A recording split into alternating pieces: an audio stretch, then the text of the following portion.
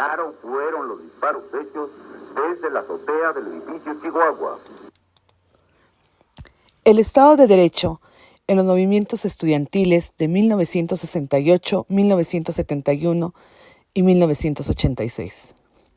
En la historia moderna de México se han gestado diversos movimientos estudiantiles. Sin embargo, se pudiera considerar que el del año de 1968 es el que ha marcado más trágicamente la historia de nuestro país. En este movimiento, en el que participaron estudiantes universitarios, politécnicos, profesores, obreros, amas de casa, sindicatos e intelectuales tanto de la Ciudad de México como del interior de la República, para luchar conjuntamente por demandas tales como la libertad a los presos políticos, la destitución de algunos jefes policiales y la extinción del Cuerpo de Granaderos. Este movimiento, desde su inicio, se caracteriza por detenciones masivas, arbitrarias e ilegales, y sobre todo por la planificación detallada y el alto grado de entrenamiento de las fuerzas represivas que participaron en los hechos. 1968 estaba destinado a ser el año de la gran presentación de México como el país del progreso. Las Olimpiadas iban a celebrarse por fin en la capital mexicana. Una ciudad latinoamericana sería la encargada de organizar el acontecimiento deportivo más importante del mundo. Sin embargo, días antes de la inauguración de los Juegos Olímpicos, nuestra patria se teñiría de sangre. El 2 de octubre de 1968, en la Ciudad de México, se suscita una terrible matanza por parte del ejército mexicano y el grupo paramilitar Batallón Olimpia, en Tlatelolco, donde se realizaba una manifestación en la Plaza de las Tres Culturas. Aquel día, el ejército y el Batallón Olimpia, identificados por portar un guante blanco, pusieron en marcha la Operación Galeana, con el fin de detener a los miembros del Consejo Nacional de Huelga, órgano de dirección colegiado creado el 2 de agosto de 1968 por miembros de las escuelas en huelga, especialmente por estudiantes de la UNAM, del POLI, del Colegio de México, de la Escuela de Agricultura de Chapingo, de la Universidad Iberoamericana, de la Universidad La Salle en México, de la Escuela Normal de Maestros, de la Escuela Nacional de Antropología e Historia y de otras universidades al interior de la República. Los intentos de someter el Consejo Nacional de Huelga derivaron en la sangrienta represión al movimiento de protesta, que por meses habían resistido y cuestionado las políticas y medidas sociales y económicas del Estado, reclamando democracia. En ese momento, la principal justificación para esa intervención era que el gobierno veía en las revueltas estudiantiles una gran amenaza. En 1968, el presidencialismo está en su apogeo. Nadie puede oponérsele. Hay de aquel que lo haga, porque las consecuencias son funestas. Manifestarse en contra del gobierno era un peligro. Por eso el gobierno, en cualquier protesta estudiantil, veía un conato de revolución comunista.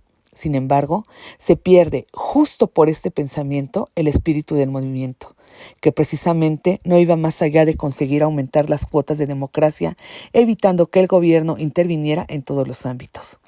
Ante los hechos narrados, es posible entonces hablar de la existencia de un Estado fallido de derecho, en donde las instituciones no velaron por la paz social y el bien común. Se privilegió la impunidad, se perdió la esencia del contrato social de Rousseau. Se cometieron desmedidas violaciones a los derechos humanos de los manifestantes. No hubo respeto a su vida, la integridad personal, la libertad de reunión, la libertad de expresión, el derecho a una protesta social, pacífica y legal. Años más tarde, el 10 de junio de 1971, se suscita otro movimiento estudiantil, conocido como la Masacre del Jueves de Corpus, en donde de nuevo intervino la participación de un grupo de élite llamado Los Halcones. Este suceso tiene lugar en la Ciudad de México, cuando una manifestación en apoyo a los estudiantes universitarios de Monterrey y nuevamente a favor de la apertura democrática fue violentamente reprimida por Los Halcones. La marcha, integrada principalmente por estudiantes del Politécnico, de la UNAM, de la Escuela Superior, de la Universidad Iberoamericana y de la Escuela de Agricultura de Chapingo, entre otros colectivos universitarios, salió a las 5 de la tarde del casco de Santo Tomás rumbo al Monumento a la Revolución. Al llegar a la Avenida de los Maestros, el contingente fue encapsulado dentro de una maniobra previamente coordinada entre el Cuerpo de Granaderos de la Ciudad de México y los Halcones, quienes se posicionaron en las calles por donde pasaría el contingente, eligiendo la Avenida de los Maestros como la zona cero del ataque, puesto que la barra perimetral de la escuela normal se prestaba para acorralar a los estudiantes.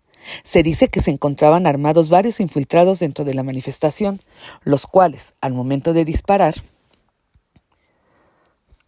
hacia los halcones, provocaron que estos respondieran con las armas que se encontraban dentro de los camiones de seguridad de la policía. Además, se llegaron a identificar varios tiradores que estaban distribuidos por las azoteas de los edificios aledaños, quienes tenían el objetivo de disparar contra los que intentaban escapar del lugar. El grupo de élite del gobierno atacó a los estudiantes que inútilmente intentaron esconderse. La policía no intervino.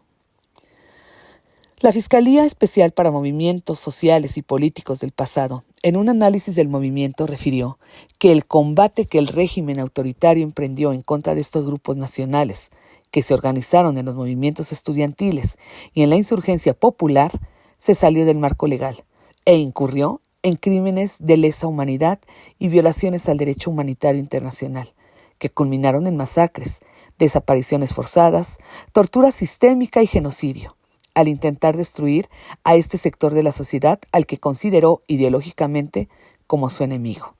Al efecto, se utilizaron a las instituciones del Estado, pervirtiendo a las mismas. Al igual que en el movimiento de 1968, este movimiento estudiantil también sigue la línea de un Estado fallido de derecho. No se cumplió con los propósitos del contrato social como Rousseau lo refería, ya que las evidencias documentadas y expuestas en el presente trabajo, el gobierno mexicano, cuyo titular del Ejecutivo en ese momento era el licenciado Luis Echeverría Álvarez, durante este movimiento social, a pesar de los discursos políticos, no respetó los derechos de los estudiantes que se manifestaron, actuando nuevamente con represión e impunidad palpable, y ni qué hablar de la teoría garantista de Ferrajoli, pues con la actuación del Estado quedó más que evidente que éste no se sujetó a las normas jurídicas y, por lo tanto, no se preservaron los derechos fundamentales de los ciudadanos.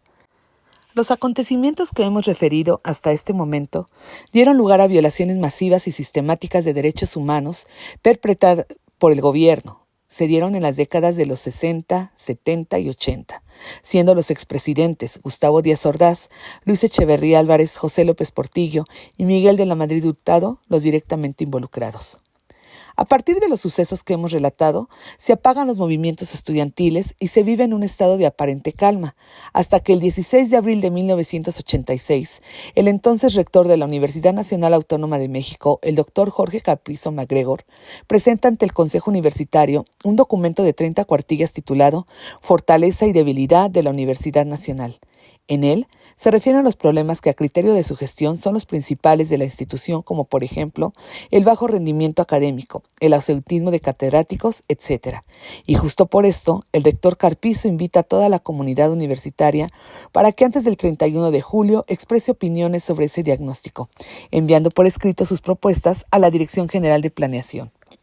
Estas incidían en aplicar modificaciones tales como el incrementar las cuotas para especialización, maestría y doctorado, y de los servicios como exámenes extraordinarios, examen médico y expedición de certificados.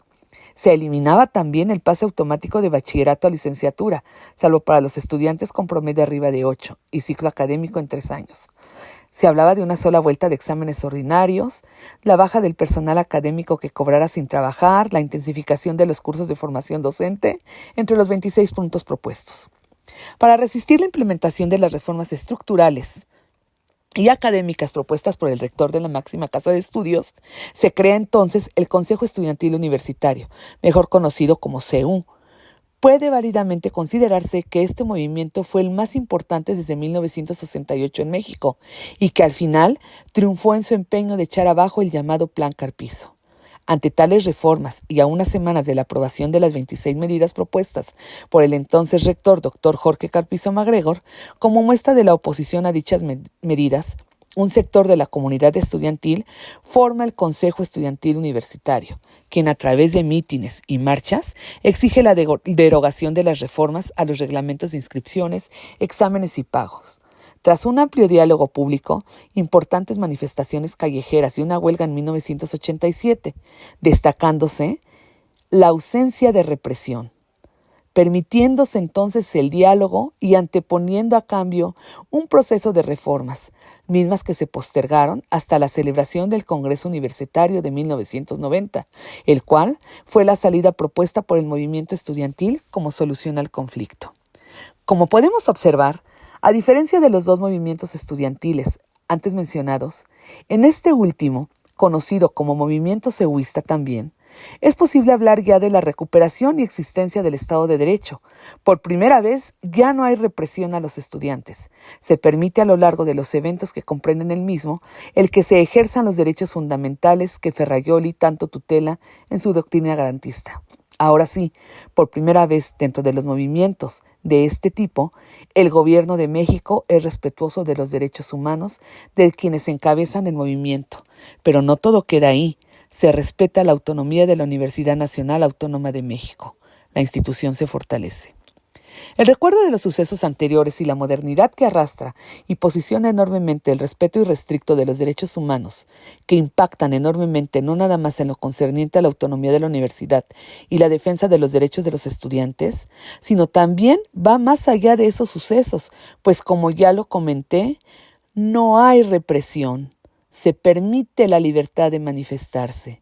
Ya no hay halcones que lo impidan. Este logro, quizás como un granito de arena, contribuye a que hoy en día, sin represión alguna, podamos seguir ejerciendo nuestro derecho a manifestarnos. En conclusión, considero que estos movimientos sociales que hemos estudiado son importantes a la luz del concepto de Estado de Derecho y sobre todo de la materia que estamos estudiando, pues quedó evidenciado históricamente la forma de gobierno que existía con regímenes que pudiera decirse son autoritarios o fueron autoritarios en su momento, y su evolución a lo largo del tiempo y hasta nuestros días, en donde el hablar de derechos humanos y de instituciones de gobierno que los respeten es lo ideal. Así pues, las protestas activas de los estudiantes son críticas sociales que siempre llevan un contenido de justicia y libertad que son esencialmente verdaderas. A la luz de los tres movimientos estudiados, podemos válidamente decir que nuestro país, aunque difícil al principio, hoy ya se somete a las normas jurídicas que lo regulan y las cumple, pero sobre todo tutela en todos sus ordenamientos el respeto a los derechos humanos de todos sus habitantes. Gracias.